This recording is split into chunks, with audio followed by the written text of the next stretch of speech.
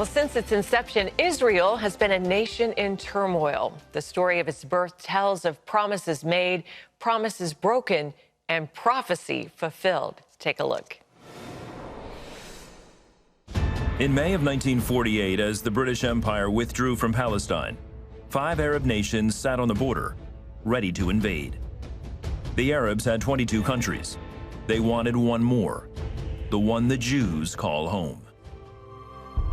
Author and speaker Craig von Buseck believes it's important for people everywhere to know the full story and truth behind the rebirth of Israel.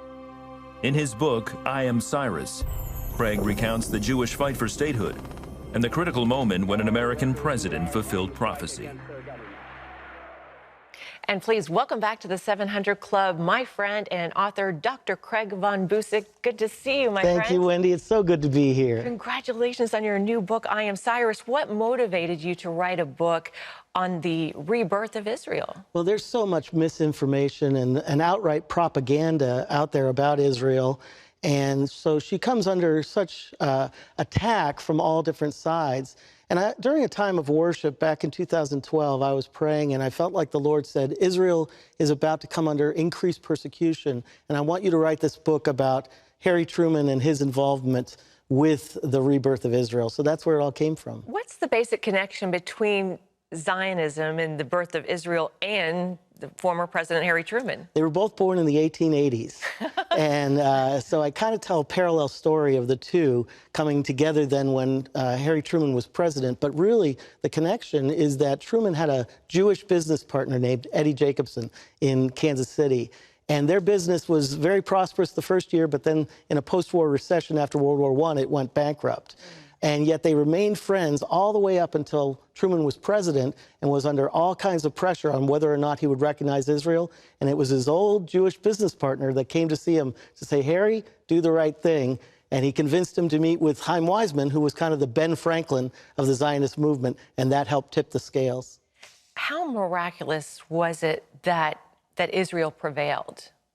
Oh, it's absolutely miraculous. They were surrounded by 5 Arab nations on the day that, when David Ben-Gurion stood there in the Jewish museum in Tel Aviv and declared a nation, that Israel would be a nation after nearly 2,000 years. They were surrounded by 5 Arab armies.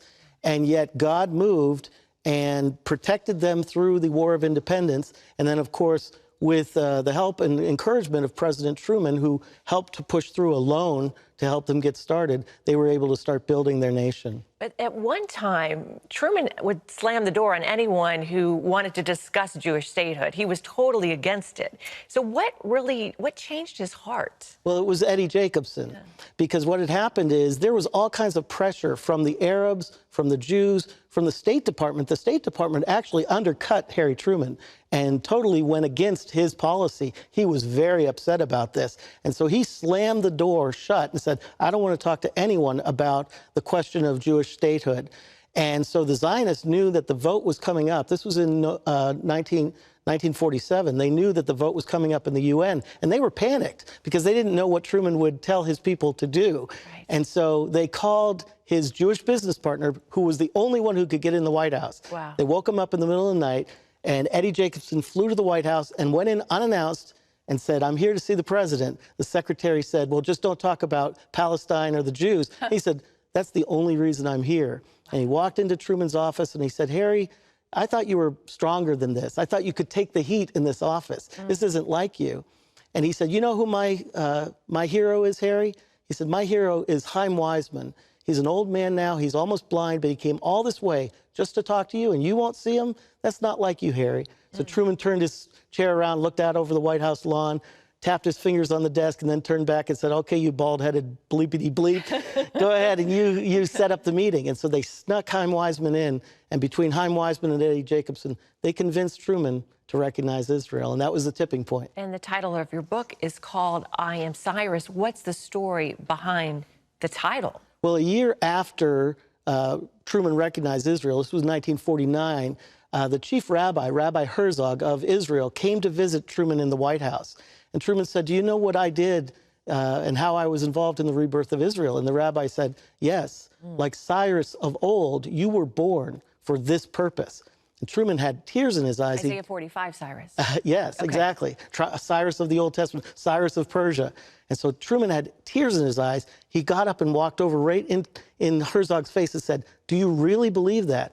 He said, "Absolutely. You are a modern-day Cyrus." And so when Truman left the White House in 1952, he was invited to, or 53, he was invited to speak at the Jewish seminary in New York City. Eddie Jacobson introduced him and said, "Harry Truman helped with the rebirth of Israel." Everybody clapped, and Truman got up and turned to Eddie, and he said, "What do you mean helped?"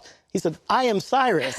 And that's where the book name comes from. You know, it's just such a testimony of how God can use anyone to do his purpose. Absolutely. And he used, like you said, a failed businessman, a farmer who eventually became president of the United States to birth a nation.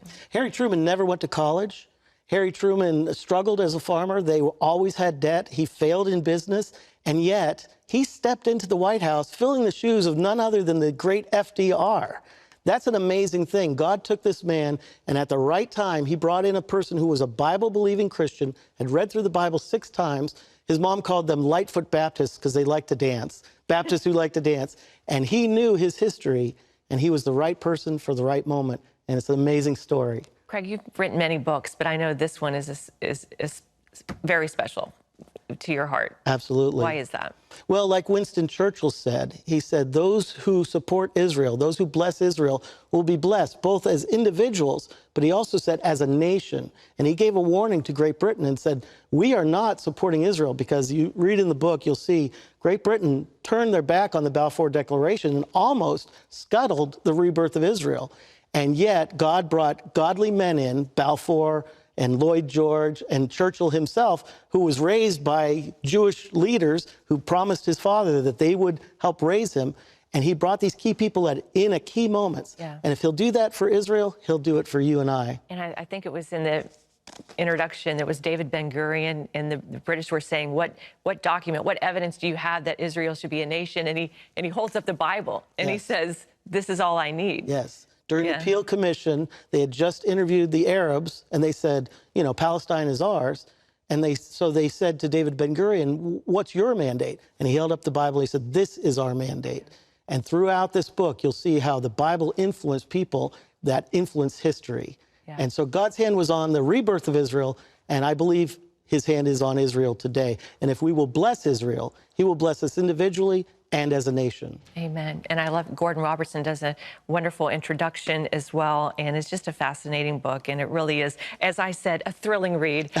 Craig's book is called I Am Cyrus, Harry S. Truman and the Rebirth of Israel. It's available where books are sold. You can hear more from Craig on our Facebook page. Just go to facebook.com/700 Club.